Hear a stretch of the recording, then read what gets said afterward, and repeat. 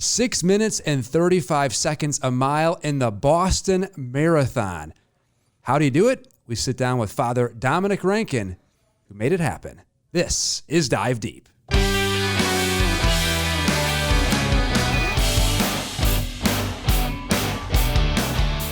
From the Diocese of Springfield in Illinois, this is Dive Deep, where we dive deep into our Catholic faith. I am Andrew Hansen, and as I mentioned, 6:35 a mile, the Boston Marathon. That is under 3 hours. Father Dominic Rankin of our diocese, good to see you. How'd you survive the Boston Marathon with that time? A lot of practice, a lot of training, a lot of prayers. We're going to get into it, how you made it all happen. Of course, the physical side of it, the spiritual side of it. But again, this is 2 hours and 53 minutes. Was that a goal of yours going into it, beating 3 hours in the Boston Marathon? It was a remote goal. I had broken 3 hours in other marathons. I knew Boston was way harder. I was like, maybe in the back of my mind, it was like a dream, but I was not expecting it. What goes through your mind when you, at the beginning of that race? Gosh, you're saying like right before the gun goes off. You're standing in a crowd, right? So there's a certain amount of exhilaration, but you're also like, I have to run 26.2 miles before I get to stop, you know? So like most of my mind was going to, this is going to be so hard. So let's get into the hardness of it. I know so many people are runners, or they're at least just intrigued by people who run marathons. I've never run a marathon. I don't plan to run a marathon, but still, I think it's just fascinating to me. First, let's talk about your training, you gearing up for this. If I remember, you qualified for the Boston Marathon because you ran such a good time in Indianapolis. Exactly. Yep. So take us through that process in Indy, and then how ultimately did you train for the Boston? I mean, this is the premier marathon in America. So how do you do it? Yeah, great question. So I almost always plan to train for about 4 months before a marathon. So every one of my marathons that I've ran, I've sort of like penciled out on the calendar, you know, what's about 4 months before. And I start to try to like build up. Usually my baseline is run a long run each weekend, run some shorter stuff during the week. What's a long run? Long run. So when you're starting out, you're 4 months out, maybe a long run is 6 or 8 miles, and then you're going to add a mile or so every week. So you're building up to 12, 15, 20, or 20 is probably about as long, maybe 21, 22. If I have enough time to do it, you know, and I'm feeling good. Some weeks I scale it back. I'm like, hey, my long run, even though last week's was 18, I'm going to do 10 or 12 this week because I'm just like feeling kind of beat down, you know? So like, I don't know, feel out your body and like what you can handle. For me, so that's like the basic plan that I have in terms of training for any marathon. Everybody says like, oh, you got to do speed work, you got to do hills, you got to be doing, you know, like strength conditioning, different, like all sorts of other things to kind of build up your strength, your fitness. And I usually don't get very much of that in. So it's mostly just like get that long run in and get some jogs in during the week and hope for the best. So that's more or less what I did for the Indianapolis Marathon. That's where I ran 2:52. Okay. When I got that time, somebody said like, hey, you probably qualified for the Boston Marathon. Like, you should check this out. Sure enough, for my age range, for a man, I think under 35, you have to run faster than a 3-hour marathon. So if you run a different marathon under 3 hours, you can submit that time. And depending on how many people apply to the Boston Marathon, you might get in. Were you trying to qualify for Boston? No, I wasn't. Okay. I mean, I had heard about the Boston Marathon. Like, you know, if you run any marathons, Boston is, as you said, kind of like the capstones. Like, oh, that's the marathon. You know, one of the oldest, one of the ones that people want to get to. You know, it's a life goal for a lot of people. So really, I really had not seriously considered it until I heard that, oh, your time probably qualified you for Boston. So I submitted my time, and I'm like, well, we'll see if it works out. Again, it depends on how many people they have in that age group trying to get in. And a couple months later, get an email, hey, you're in for the Boston Marathon. I was like, okay, what day is that again? You know, like, yeah. I got a plan for this now. Did you change your training? Because, you know, I mean, I always hear about Heartbreak Hill in Boston. That's a lot hillier than Indy, a lot hillier than, of course, Central Illinois. Indianapolis is like pancake flat. You know, there was like slight rises up and down. It was a perfect day. Very little wind. It was like 35 or 40 degrees, so keeping everybody cool, and it's perfectly flat. So with that in mind, that's why when I'm going to Boston, I'm like, maybe I can get under 3, but like I'm not expecting it because it's hilly. It starts outside of town. You're kind of working your way down into Boston, so there's a certain amount of downhill, but it's really kind of rolling the whole way. So you're up, down, uphill, then downhill, then uphill, then downhill. Little ones, right? But it means you can never just kind of zone out and coast. So the whole way you're kind of having to fight to like stay in it, right? And at the back of your mind is Heartbreak Hill, and it's actually 4 hills in a row. That's why there's the heartbreak, because it's like mile like 18, 19, 20, and 21 all have a big hill. Now, when I say big, I'm watching the YouTube videos, I'm reading, runners as they're, giving their accounting of they're running the Boston Marathon. It's hard to quantify, like, how big is a big hill? You know what I mean? Well, mile 18 of the Boston Marathon, even if you're going up 5 feet, that's a big hill. And it's a lot more than 5 feet. Yeah. You turn that corner, you look up this thing, you're like, oh, that's a big hill, And it's just like, okay, we got to battle up this thing and hope for the best. What surprised you the most about running in Boston? 2 things. One is the atmosphere that surrounds you, especially with the other runners. The days before, you're getting you're kind of checking in, picking up your t-shirt and your number, stuff like that. Like the day before, you step outside onto any street in Boston and there are thousands of people jogging around, loosening up, like kind of like chattering with each other, excited to meet friends and stuff from all over the place that have all converged on Boston for this race. There's just a sense of a lot of people have put years of their life into like getting here, right? And some of them through, I don't know all the stories, but like through incredible hardship. You look around you at the race, some people are blind, some people are, like have a prosthetic leg, some people are pushing wheelchairs, right? Like there's military guys in like military gear, right? Just like making their way through this marathon. So you're like, there's a amazing story behind every one of those people that they've had to fight through a lot to even get to that start line, right? The other thing I would say about the Boston Marathon, it's the only marathon I've ever ran where there are people cheering the whole way. I mean, it was kind of a nasty day. It was like 50 degrees and like kind of dreary and rainy. So as we were starting, it was like kind of drizzling. Not too bad. The rain kind of let up most of the way. We'll get to the downpour at the end. But there's still like people, families, schools, all sorts like collected on the sides of the road. And they're cheering and screaming and like hollering at you the whole way, which was actually... It was odd because, again, it means that there's no point where you can just kind of like zone out and just like kind of just like jog, your way forward and like kind of try to just, I don't know, enter into sort of like this quiet kind of just rhythm, right? Because the whole way, like people are like, clamoring at you, and you're looking around at everyone's just got signs and like the waving. One of the things that I loved, and this truly carried me through that race, was there were kids all along and they'd all have their hand out, right? Because they want a high five, right? And so I would just go along the side of the race and just like give high fives to like dozens of kids in a row, and they're all like, yeah, I got one, But for me, it worked the same way for me, right? Because it just pulled me out of myself, pulled me out of the struggle, and allowed me to just be like, you're at the Boston Marathon, like try to smile, try to enjoy this as much as you can. I would say that had to energize you because when you said your Indy time and the Boston time, they were a difference of 1 minute. And obviously Boston's a lot more difficult race than Indy. So that had to give you a lot of energy. Talk us through the ending. You mentioned it was raining. How are you feeling? Did you know your time? Are you trying to like, is there a couple miles out? Like, I think I can beat 3 hours. I think I can beat 3 hours. Yeah. Good question. So as I got started, the first bit is kind of downhill, which is a little bit treacherous because everyone's kind of like packed in, right? And you're like charging down this hill. You're like, oh my gosh, what are we doing? But after the first couple miles, it starts to stretch out a little bit. And I kind of was keeping track of my pace intermittently, but not continuously. I have a watch on, so I kind of know where I'm at, but I wasn't checking it all that much because I didn't want to know. I just wanted to try to settle into what felt possible that day. But every 5 kilometers, so 3.1 miles along the course, they have a sign off to the side that has the current time, so it's counting the minutes that have elapsed since the race started. And so every 5 kilometers, whether you want it or not, it's there for you to see, So like the first one I get to, it was right at about 20 minutes.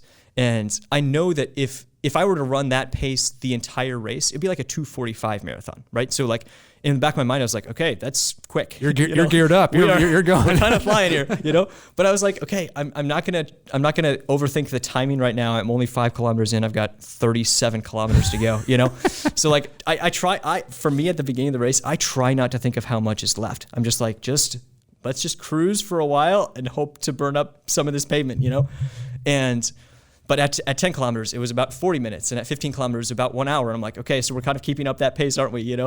And at that point, once you get to about 20 kilometers, you're almost halfway, right? So you're at the half marathon point. And I crossed the half marathon point. I don't know the exact time. It was probably like 1:25 or something, right? So on pace for like a 2:50 marathon, right? And so at that point, when I cross the halfway point, I give myself the go ahead to start counting down instead of kind of counting up, because you're like, okay, only 13 miles, which sounds like a really long time, but it's also way less than 26. When you're at the start line, you're like, I have 26 miles to go. It's like, woof, here we go. But when you're halfway and you're like 13, you're like 13, you're like, I did a lot of long runs that were far longer than 13, It's like, okay, maybe in Boston, you still got those hills though. So, again, I'm kind of just ticking off the miles and I'm keeping up sort of that pace, I'm like, okay, well, that's a good pace, but I don't know what these hills are going to do to me. This whole way, I've kind of been hurting. It's like sometimes I'll get into a rhythm and you don't feel like it's taxing you very much. It felt like it was taxing me a lot, So like the whole way I was like kind of fighting to just keep going. I'm like, what are those hills going to do? Get to the first one and you're like, oh, buddy, here we go. And just fought my way to the top. Here's one other thing that carried me through. A day or two before, I posted on Facebook and texted different people. I said, hey, anybody got prayer intentions? I'm running a long run tomorrow.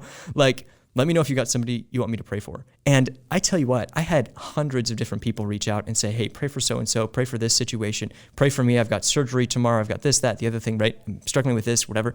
And so, I just literally made a whole list of those things. And the morning of the race, before I went and checked in and everything, I offered mass and I just had in my mind all of those different prayer intentions. I was like, okay, Lord, this is gonna be a hard day. And that's okay because I'm offering it for these people. So while you're running, what are you thinking about? Are you thinking about spiritual things of prayers? Are you focusing on your breathing? Are you just kind of taking in the scenes? How do you distract yourself in a sense? Yeah, all of the above. So there'd be occasions where it'd be like for a minute or two, I'm sort of holding mine. I'm considering another person that was on that list, and thinking back, oh yeah, so-and-so has surgery today. Like, let's hold them in mind. Another next minute, I kind of let my mind wander in that way. Then I kind of do a check-in to see like, okay, how are the legs feeling? Do I feel like I'm burning up or do I feel like I can kind of keep this going? Okay, seems all right. Keep trotting along. Next minute, it's like, oh my gosh, look, there's this huge gang of kids coming up. Like, let's give them a high five and like, kind of exchange that enthusiasm.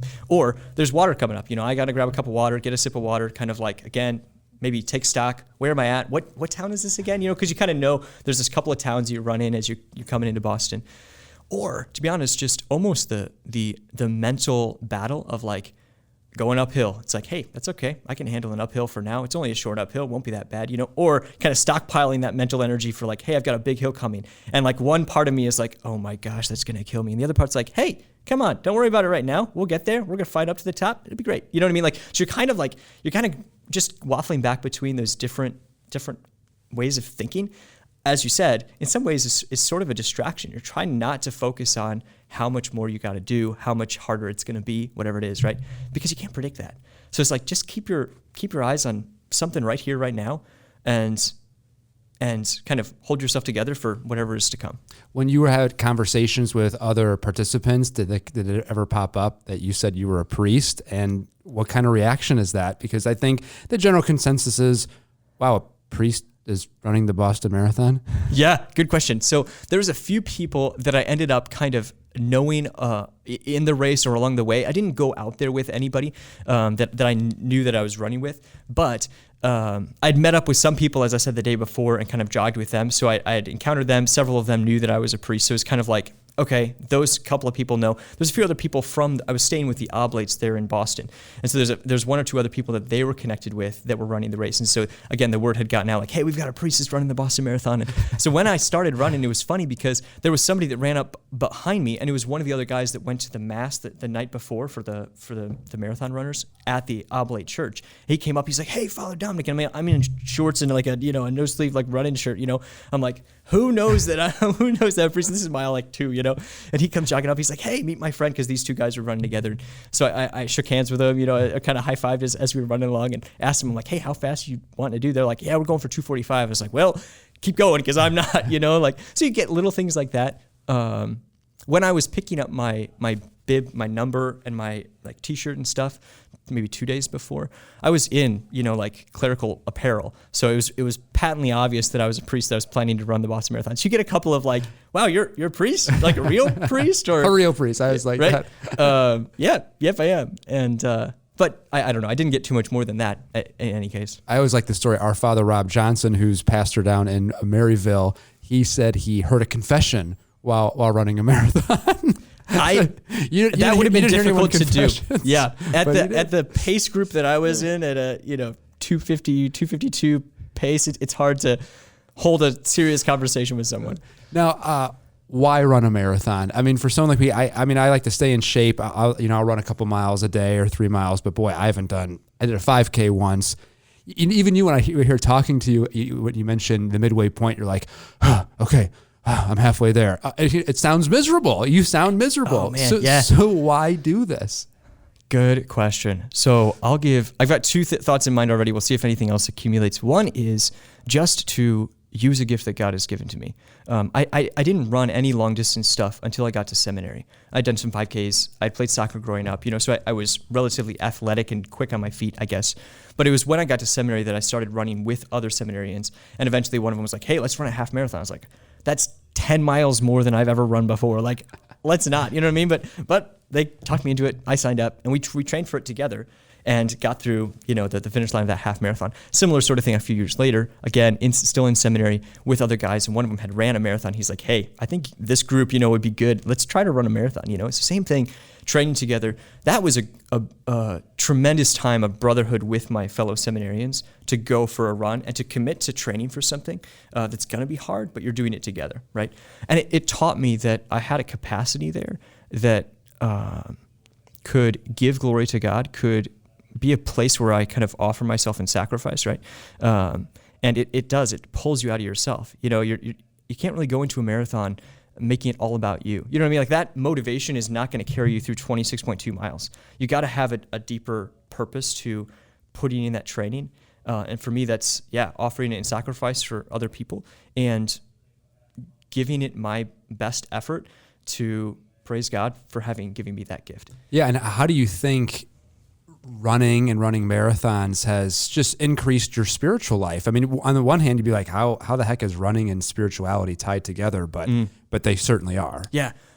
Again, I've got thoughts. We'll see where it goes. One is two things. One is that running carries you, I'll say, into the desert. Here's what I mean.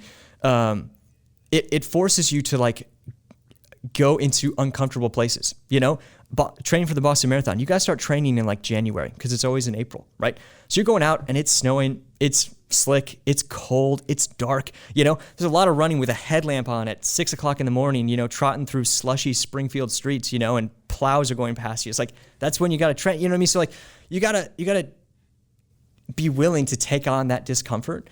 But I think the same thing is true often in our spiritual lives, that to be the person we're called to be, we're going to be asked to kind of do things that aren't our cup of tea, and go outside of ourselves, kind of offer ourselves in that way to the Lord. The other thing I'd say is that training for a marathon or any sort of physical kind of training of that sort is parallel to, I'll say, spiritual training in a different way. That maybe for a week or for a month or for a whole year, you don't feel like you're getting anywhere. You're putting in the time, you're going out there and you're putting the miles in, right? Or you're going in the church and you're putting some time in before our Lord and Blessed Sacrament, or you're saying your rosary every day, or you're fasting on Fridays, whatever it is, right? You're kind of you're investing yourself in your spiritual life. You're spending time with that relationship with God, or you're spending time with, the physical activity that you're training for. And maybe after a month, you're like, I don't see anything, right? And the temptation is throw up your hands, call it quits, give up. It's not doing you any good, right? Maybe after a year, you're like, again, I'm feeling kind of poor this week. Doesn't look like I've gotten any more fit than I was last year, right? Or I feel like I've made any progress in my spiritual life. But every once in a while, you get a glimpse at, oh, that was actually doing something, You go to the Boston Marathon, you're like, man, I am not feeling it this time. I don't feel like I've trained enough. I don't feel like I've built up, I haven't ran enough hills to be ready for those hills, Whatever it is, right? There's that sense of doubt of I don't think it was worth it. I don't think I did what I needed to do. And then you run it and you're like, oh, it all came together. Same thing. It's you're going and you're doing, a priest that's doing his holy hour every day, or praying his breviary every day, or a person I'm going to pray the Divine Mercy Chaplet every afternoon, whatever it is. And after 6 months, you're like, has that done me any good, right? But maybe there's that eye-opening moment when the Lord kind of pulls the veil back and shows you to be a more merciful person, or to be a more patient person, or to be a more humble person, or to be a more faithful person than you were last year or 10 years ago. And you didn't see it until something kind of opened that up for you. some kind of like a race, right? Or something like that. And I in that way, I think that investing in physical fitness, whatever that is, kind of trains you to be okay with playing the long game. If that makes sense. That's very interesting. When I run, I always have this prayer. I know when running a long ways, having consistent breathing is super. It's like one of the number one things. So I time my breathing to a prayer, and all my prayer is, "Dear Mary, please intercede for me." So it's like, "Dear Mary, please intercede for me." Yeah. Dear Mary. And that's what I say over and over and over again. Do you have any things you do during a race? I know you mentioned you're kind of thinking of prayers, but do you have any like things like that where you're doing something spiritual at the same time and praying to it's all right there at the same time? Yeah, sometimes I'll legitimately just like pray the rosary as I go. That's a little harder to do in a race where you're really laying it all on the line, because when you're kind of pushing the red line, so to speak, it's just hard to keep your mind on anything for any period of time. So I'll sometimes carry like a finger rosary. Some of my other races I've had that. I didn't find it this time, so I didn't have it this time. But you can keep track on your fingers pretty well. So I'll just pray a deck of the rosary or an entire rosary. And sometimes it's nice to just say, you know what, I'm just going to pray the rosary. And again, it's one of those things that kind of settles me and pulls me out of myself, where it's like, okay, this isn't for me, you know? More than anything, it's just holding in mind those people that I'm praying for. To be honest, when I'm training, it's funny how many times I'll see like a street sign that has somebody's name on it that I'm like, oh, I'll pray for that family. I mean, the street sign isn't connected to them. It's just, the Johnson Street or whatever it is, and you pray it for the Johnsons that whatever, something like that. Or if you know it's somebody's birthday, or if you know somebody's going through something, I don't know, priests tend to keep a list of some sort of the stuff that people need prayers for, right? And we appreciate you keeping those lists and praying for us. And so just when I'm going for my run, often I'm not 100% on this, but I'm trying to be good at it. Every time I go for a run, I'm offering it for somebody, some particular intention. And so when you're going up a hill, or it's just not, you just don't want to go out that boarded. Like, oh man, I'm doing it for so and so. Maybe I'll tell them, say, hey, I'll offer my run tomorrow for you. Well, see, that's what's interesting, because I think we can, when you think of physical fitness, you can think of it, I'm doing it for myself. And of course you are. You want to get in better shape, but I don't still know anyone who says like, yes, I'll run every day, all the time. And it's painful. And so having that mindset of, okay, this is good for me physically, but it's also hard to do and a sacrifice. So if I can offer those things up, those are prayers in and of themselves. Now I want to get you out of here on this one. What's next for you? Are you going to try to qualify again? What are you doing this year? That is a great question.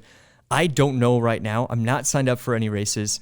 Probably, more than likely, here's my anticipation, but don't hold me to it. I probably will run the Chicago Marathon in the fall. I've ran it the last few years. There's a group of sisters up there, the Franciscans of the Eucharist. Sister Stephanie is famous for having ran a marathon on a treadmill, right? So she's kind of made waves for doing that, and she has a whole team that runs to raise funds for their work up there. So I'll probably do that, because I can't say no to a good group of sisters. Maybe I might run Boston again. My time this year for Boston is fast enough probably to qualify me next year for Boston as well. And I just got news that another priest friend of mine just ran a fast enough marathon to also do Boston next year. So we might try to do it together. We'll see.